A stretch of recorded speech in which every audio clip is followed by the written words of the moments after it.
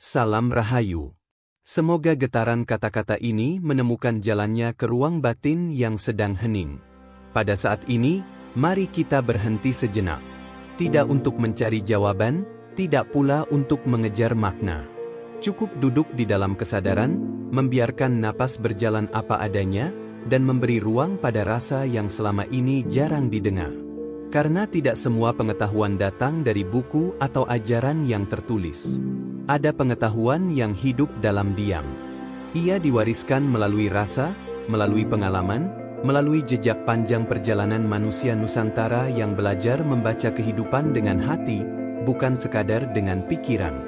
Leluhur memahami bahwa hidup bukan hanya tentang apa yang tampak di luar. Bukan hanya tentang berhasil atau gagal, ramai atau sepi. Hidup adalah proses penyesuaian batin antara manusia dan semesta. Dan setiap manusia membawa irama yang berbeda sejak kelahirannya. Dalam pitutur lama, dikenal keyakinan bahwa setiap jiwa datang membawa tugasnya masing-masing. Tidak semua tugas tampak besar di mata dunia. Ada tugas yang berjalan senyap, tersembunyi, dan baru terasa maknanya ketika waktu telah cukup matang. Jiwa-jiwa semacam ini sering menjalani hidup dengan rasa yang tidak biasa. Sejak kecil, mereka merasa berbeda. Bukan lebih baik, bukan pula lebih buruk. Hanya berbeda. Cara berpikirnya tidak selalu sejalan dengan lingkungan.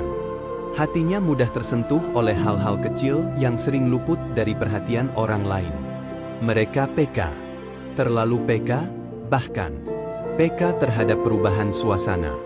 Peka terhadap nada bicara. Peka terhadap kejujuran dan kepalsuan. Kepekaan ini bukan anugerah yang ringan. Ia membuat batin mudah lelah. Keramaian terasa menguras tenaga. Percakapan kosong terasa melelahkan. Karena jiwa mereka menyerap lebih banyak dari yang bisa dicerna oleh pikiran. Leluhur tidak menyebut kondisi ini sebagai kelemahan. Mereka menyebutnya sebagai tanda jiwa yang sedang dipersiapkan. Seperti tanah yang digemburkan lebih dalam sebelum ditanami benih tertentu. Seringkali, jalan hidup jiwa seperti ini tidak mulus. Apa yang bagi orang lain terasa mudah, baginya terasa berat. Usaha yang dilakukan tidak selalu membuahkan hasil. Rencana yang disusun rapi kerap runtuh tanpa penjelasan. Kegagalan datang bukan sekali, tetapi berulang. Dan setiap kali jatuh, muncul pertanyaan yang sama. Ada apa dengan hidupku? Namun leluhur mengajarkan, kegagalan yang berulang bukan tanda kutukan. Ia adalah cara semesta melepaskan manusia dari ketergantungan pada hasil. Agar jiwa belajar setia pada proses, bukan pada pencapaian. Tidak sedikit pula yang mengalami kehilangan. Kehilangan orang yang dicintai, kehilangan arah, kehilangan kepercayaan terhadap dunia. Luka ini sering datang di saat jiwa belum sepenuhnya siap. Namun justru disitulah kedalaman batin mulai terbentuk. Karena ada pelajaran yang tidak bisa dipelajari dalam keadaan nyaman. Pada fase tertentu, hidup terasa seperti berhenti. Tidak maju, tidak mundur. Segala upaya terasa sia-sia. Di titik inilah banyak jiwa nyaris menyerah. Merasa dirinya tidak berguna. Merasa hidupnya salah jalur. Namun leluhur memahami satu hal penting. Sebelum jiwa menemukan jalannya, ego harus dilepaskan lebih dulu. Semesta mematahkan gengsi, mematahkan ambisi, mematahkan kebutuhan untuk diakui. Bukan untuk menyakiti, tetapi untuk membersihkan. Ketika lapisan-lapisan itu runtuh, manusia mulai mendengar suara yang lebih halus. Suara yang selama ini tertutup oleh keinginan, ketakutan, dan tuntutan sosial. Suara itulah yang disebut nurani. Pada fase inilah kebangkitan batin mulai terjadi. Tidak dalam bentuk peristiwa besar.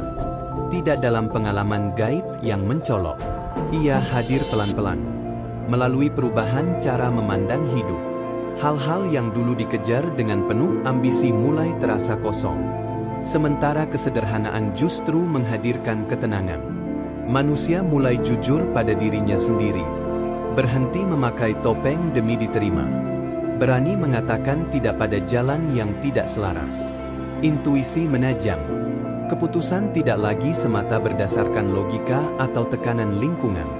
Ada rasa dalam dada yang memberi isyarat, dan semakin sering diikuti, semakin kuat pula kepercayaannya. Menariknya, kedamaian justru muncul ketika hidup belum sepenuhnya selesai. Masalah masih ada. Keterbatasan belum hilang.